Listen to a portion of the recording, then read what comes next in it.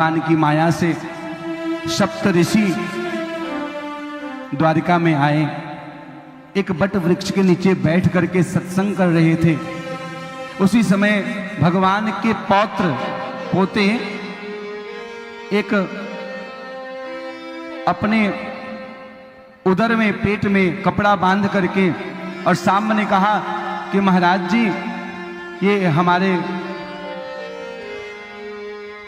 जो गोपी है ना, इसके पेट में छोरा है कि छोरी है, आप थोड़ा बताइए तो। आप इतने बड़े बाबा जी हैं। तो संत ने देखा कि ये तो हमसे मजाक कर रहा है, भगवान का वंशज होकर के ये तो ब्राह्मणों का, संतों का अपमान कर रहा है।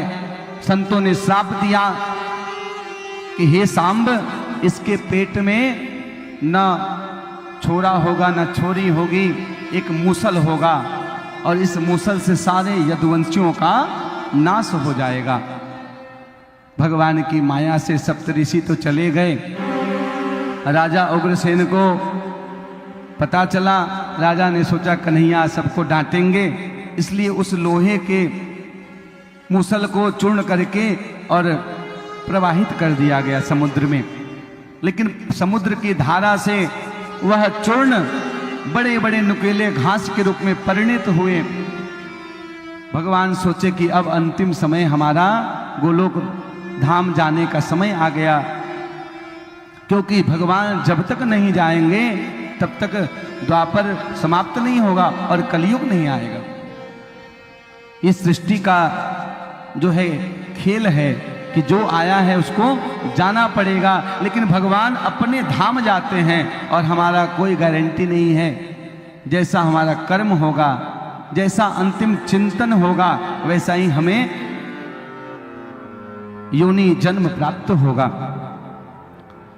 भगवान योग आसन पर जो है बट वृक्ष के पास बैठ करके अपने चरणों को थोड़ा सा बाहर किए हैं। एक व्याधि शिकारी ने उस घास को अपने तीर पर लगा करके जब निशाना लगाया तो भगवान का चरण हिरण जैसा दिखाई दिया।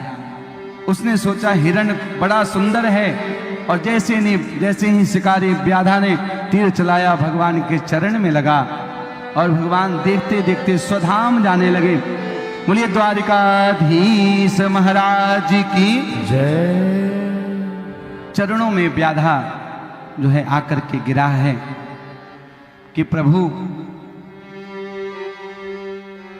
मुझे नहीं पता था कि आपका चरण है। भगवान ने कहा, देखो तुम हो बाली और मैं हूं राम।